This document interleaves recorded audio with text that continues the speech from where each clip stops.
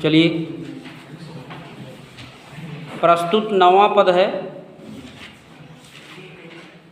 इस पद में सूरदास जी ने सूरदास की जो गोपिकाएं हैं वो गोपिकाओं के पास जब उद्धव जी आते हैं और अपने ज्ञान की तरह तरह की बातें करके उनको कृष्ण की ओर से ध्यान हटाने का प्रयास करते हैं, जब उसमें उनको सफलता नहीं मिल पाती, गोपिकाओं का ध्यान भगवान कृष्ण की तरफ से जब नहीं हटा पाते हैं, तो वो उनको एक मैसेज देती और मैसेज देने के बाद कहती हैं कि जहाँ तुम आए हो, जिस स्थान पे आए हो, वो स्थान गलत है। हम लोगों को तो ऐसा भी संदेह हो रहा है, लग रहा है कि आप रास्ता भटक के जाना कहीं और था और चले कहीं और आए। तो आप दिमाग पर जोर डाल के सोचिए अच्छे से और सोच करके यह विचार कीजिए कि आप रास्ता भटक गए हैं, आप कहीं अन्यत्र जगह पहुंच गए। जाना आपको कहीं और था लेकिन पहुंच कहीं और गए। तो वही गोपिकाओं ने कहा कि उद्धव जाय तुम्हें हम जाने, श्याम तुम्हें हैं को नहीं पठयो, तुम हो बीच भुलाने। ब्रज नारिनी सो जोग कहत हो, बात कहत न ल जाने। अब बड़े लोग न विवेक तुम्हारे, ऐसे भय अयाने। अनेकों तरह की बातें गोपिकाएं कहती हैं कि तुम्हारी इस तरह की बातों से हम लोगों की समझ में यह बात आती है कि तुम हम लोगों के पास नहीं आए हो। एक भगवान का जो बहुत बड़ा भक्त हो और वही भक्त आकर के दूसरे भक्त से ये बात कहे कि तुम कृष्ण की भक्ति करना छोड़ दो, तुम उनसे प्रेम करना छोड़ दो, तो दूसरा भक्त जो रहेगा वो यही अंदाज़ा लगाएगा कि या तो ये महामूर्ख होगा जो हमको कृष्ण की भक्ति से हटने की राह बता रहा है, हटने का रास्ता बता रहा है कि तुम इस भक्ति से दूर हो जाओ, या तो फिर वो ज्ञान किसी और को बांटना था लेकिन बांट कहीं और रहा है, गलत जगह पे उपदेश दे रहा, इसलिए लोग सुन नहीं रहे। अगर कोई एक विद्वान व्यक्ति अगर 100 मूर्खों के बीच में अगर पड़ जाए और अपना प्रवचन सुनाने लगे तो मूर्ख यही कहेंगे कि ये देखो रास्ता भटक गया, ये हम लोगों के बीच में इस तरह की बातें कर रहा है, ये हमसे भी बढ़कर के मूर्ख है। तो वही गोपिकाओं ने कहा कि अगर आप योग की बात करते हैं तो आप हम लोगों के विषय में जानते ही नहीं। कह रहे उद्धव जाहु तुम्हें ही हम जाने, कह रहे हम तुमको अच्छी तरह से पहचान गए। उद्धव जी के विषय में गोपिकाएं कहती हैं कि हे उद्धव जी जाओ, हम तुमको अच्छी तरह से पहचान गए, जान गए हैं कि तुम किस प्रवृत्ति की किस आचरण के हो, और तुम कह रहे जाओ तुम्हें, अब यहाँ से तुम चले जाओ, तुम्हारा जाना ही बेहतर होगा, तुम्हारा जाना ही अच्छा होगा, क्योंकि तुम गलत जगह पे आ गए हो। तुम्हारी आदत को, तुम्हारी प्रवृत्ति को, तुम्हारे आने के उद्देश्य को हम लोग पूरी तरह से समझ लिए हैं और इसलिए आप यहाँ से आप चले जाइए, तत्काल चले जाइए, क्योंकि आप यहाँ गलत जगह पे पहुँच गए। तो वही कह रहे हैं कि हे उद्धव जी, सारी गोपिकाएँ कहती हैं कि हे उद्धव जी हम लोग सब कुछ जान गए हैं और तुम्हारे विचारों को भी पहचान गए हैं और उपदेश भी तुम्हारा सुन लिए हैं, इसलिए अब आप यहाँ से जा सकते हैं।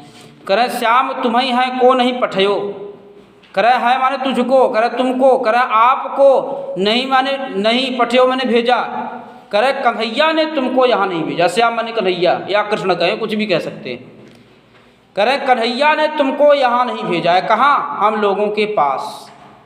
कन्हैया कभी यह नहीं कह सकता है अपने मुंह से कि जा करके कह दो गोपिकाओं से कि हमसे प्रेम करना बंद कर दे, या हमसे लगाव, हमारे जो भक्ति है उस भक्ति और लगाव को तोड़ करके किसी दूसरे व्यक्ति से भक्ति और लगाव करे। ऐसा कन्हैया कभी नहीं कह सकता। भगवान अपने भक्त से, एक भक्त से कहेगा क्या कि दूसरे भक्त को जाके समझा दो कि हमारी भक्ति ना करे? भगवान ऐसा कभी कह सकता है? तो वही बात यहाँ पर निगेटिव बात जो है उद्धव जी ने कही। भाई उद्धव जी को इस बात का अहंकार था कि हमको बहुत ज्ञान है, मैं जिधर चाहूँ उधर तख्त पलट सकता हूँ, मैं जैसा चाहूँ वैसा कर सकता हूँ। तो उन्होंने ज्ञान के अहंकार में भगवान कृष्ण की भक्ति छोड़ने के लिए गोपिकाओं को बाधित कर रहे हैं कि मैं बहुत बड़ा ज्ञानी हूँ, जो मैं प्रवचन दे दूंगा, जो मैं कह दूंगा वही सत्य है, कृष्ण क्या जाने, कृष्ण तो हमसे भी तुच्छ हैं। तभी गोपिकाओं ने समझ लिया कि इनको ज्ञान का अहंकार, ये गलत जगह पे आ गए। तो वही कह रहे हैं कि जो है श्याम तुम्हें है कह नहीं पठयो, तुम्हें बीच भुलाने, तुम बीच में रास्ता भूल गए हो, आप भटक करके एक जगह से दूसरे जगह चले आए हो, आपकी मंजिल कहीं और थी। ऐसा इसलिए कह रही हैं क्योंकि गोपिकाओं के उपयुक्त जो बात है वो उपयुक्त बात वहाँ पे नहीं करें, वहाँ पे सकारात्मक बात करनी चाहिए, लेकिन वहाँ पर नकारात्मक बात गोपिकाओं से कर रहे हैं। बात समझ रहे हो? जैसे तुम हमारे हितैषी हो, जब आओगे तो हमारे हित की ही बात करोगे। ये नहीं है कि हमको गाली देना प्रारंभ कर दोगे या हमारे साथ अनर्गल काम करने लगोगे या ऐसा काम करोगे या ऐसी बात समझाओगे जिसमें हमारा अनहित हो, जिसमें हमारा हित ना हो। तो अगर ऐसी बात करोगे जिसमें हमारा हित नहीं होगा तो हम आपको पसंद नहीं करेंगे, या तो आपको भगा देंगे या आपसे निवेदन करेंगे कि आप यहाँ से तत्काल चले जाइए, नहीं काम बिगड़ जाए, वहाँ पगड़ी वगड़ी बंधाई लगे। बात समझ गए? तो वो चीज़ है यहाँ पे। तो वही गोपिकाओं के साथ हुआ कि जब इस तरह की उल्टा उपदेश देना जब प्रारंभ किया तो उन्होंने कहा कि भगवान श्याम, भगवान कन्हैया तो ऐसा कभी नहीं कर सकता, क्योंकि वे इस तरह की बातें समझा करके हमारे पास, हम लोगों के पास भेज नहीं सकता। तो कह रहे जो है तुम मध्य में ही भूल गए हो, रास्ता भूल गए हो। कह रहे ब्रज नारिन सो जोग कहत हो, बात कहन न जाने। कह रहे आपको एक भी परसेंट आपको आप शर्मिंदा नहीं हो रहे, शर्मा नहीं रहे। कह रहे वो भी आप उन व्यक्तियों से योग की बात कर रहे हैं, साधना की बात कर रहे हैं जो खुद योग और साधना में लीन लिप्त हैं, जो योग साधना के बारे में विधिवत जानती हैं। उन्हीं नारियों से, उन्हीं स्त्रियों से आप योग और साधना की बात कर रहे हो।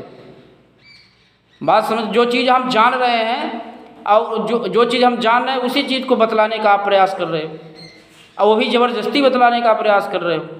तो ये बात अच्छी नहीं है।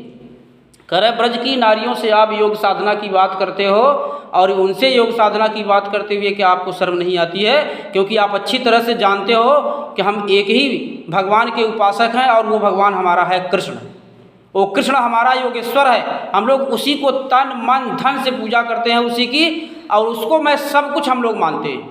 उसी को अपना माता पिता मानते हैं, उसी को अपना स्वामी मानते हैं, उसी को अपना प्राणनाथ मानते हैं, उसी को अपना सखा मानते हैं, उसी को अपना मित्र मानते हैं, उसी को हम सब कुछ मानते हैं। तो फिर आपको दूसरे की बात करने की यहाँ पर दूसरों की बात करने की कोई आवश्यकता नहीं, यहाँ पर चर्चा करने की कोई आवश्यकता नहीं। बात समझ रहे हो? तो यहाँ पर आप बिल्कुल एकदम मूर्ख हो। आप यहाँ इस तरह की बातें कर रहे हो तो ऐसा लग रहा है कि हमको एकदम मूर्खतापूर्ण बात कर रहे हो।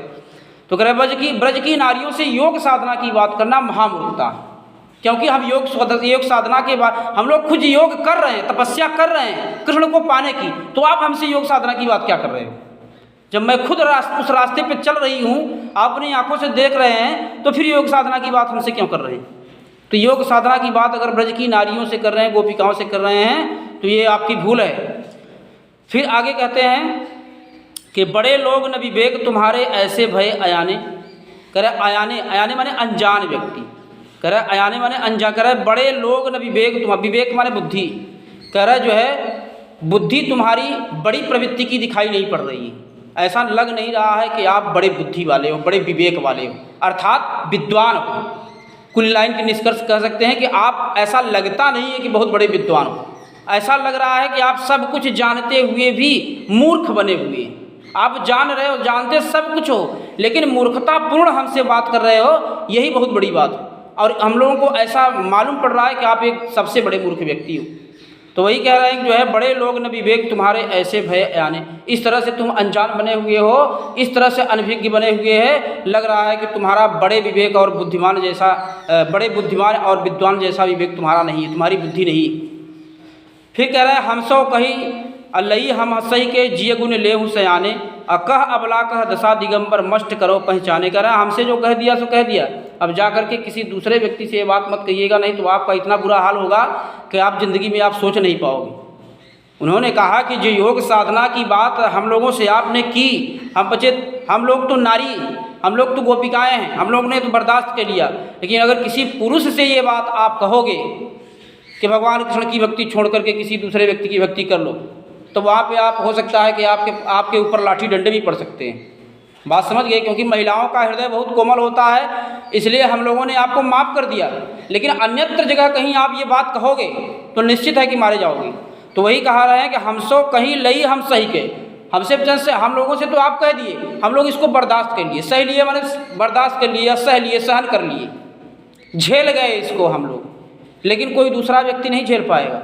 तो वही कह रहे हैं कि हम लोगों से आपने कहा, हम लोग इस चीज़ को, इस उपदेश को सह लिया, सुन लिया, लेकिन कह रहे जिय गुण ले हूँ सयाने। कह रहे जिय माने हृदय में, गुण माने इस गुण को बड़ी चतुराईपूर्ण हम लोगों ने सुन लिया है या रख लिया आपकी बातों को। लेकिन जो आगे जो चतुर व्यक्ति होगा, जो चालाक व्यक्ति होगा, इस तरह की बातों को कदापि नहीं सुनेगा। बात समझ रहे हो? तो वही करे, कह अबला कह दशा दिगंबर अमष्ट करो पहचाने। और कहाँ अबला कहाँ दशा दिगंबर, दशा माने स्थिति जिसको कह सकते हैं, दिगंबर माने होता है दिशाएं, या दिशा भी कह सकते हैं, ऐसा कह सकते हैं कि दिगंबर माने होता है वस्त्र विहीन। बात समझ रहे हो? जिसका अंबर माने अंबर, दिग माने दिशाओं, दिशाएं ही जिसका अंबर है, अर्थात नग्न अवस्था में। अर्थात कह रहा है कि जो है कह अबला कह दशा दिगंबर, क्या यहाँ पर अबला से आपने ये बात कही है योग साधना की, तो कह रहा है यहाँ पर केवल दिशाओं ने सुना है। आकाश के नीचे जो 10 दिशाएं हैं उस दिशाओं ने सुना है, और दिशाएं सुन करके शांत है। और कह रहा है मष्ट करो पहचाने, आपको अच्छी तरह से हम लोग पहचान गए हैं कि आपकी इच्छा क्या है, आप चाहते क्या हो हमसे। अब इससे ज़्यादा आपको कुछ कहने की आवश्यकता नहीं है।